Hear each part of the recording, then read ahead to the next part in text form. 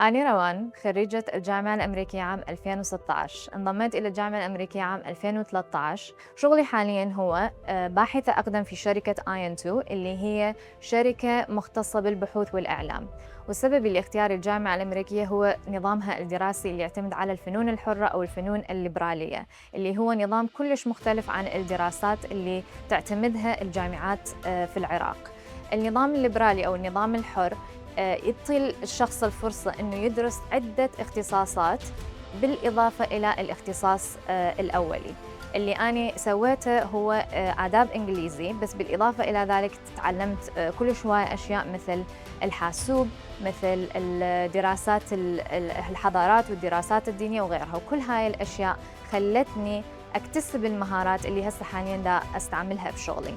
شعار الجامعة الأمريكية هو تعلم اليوم وقود غداً، وهو بالضبط اللي دا أسويه حالياً أنا بشغلي، لأنه دا أقود فريق العراق اللي مختص ببحوث العراق بهاي الشركة اللي دا أشتغل بيها.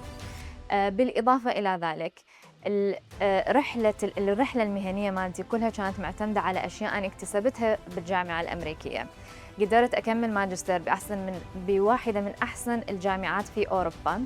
وأخذت محنة دراسية بسبب دعم المدرسين إلي وبسبب المهارات اللي أنا قدرت أكتسبها. قدرت أكمل هذه الدراسة بالجامعات الأوروبية أو الدولية. بيئة الجامعة الأمريكية مو بس علمتني دروس وعلمتني مهارات مهنية، ساعدتني كلش هواية على الصعيد الشخصي. هم أنا تعلمت إنه أتطوع لمنظمات، وتعلمت إنه أشتغل بمجالات تدريبية، واللي قدرت من خلالها أبني CV كلش قوي.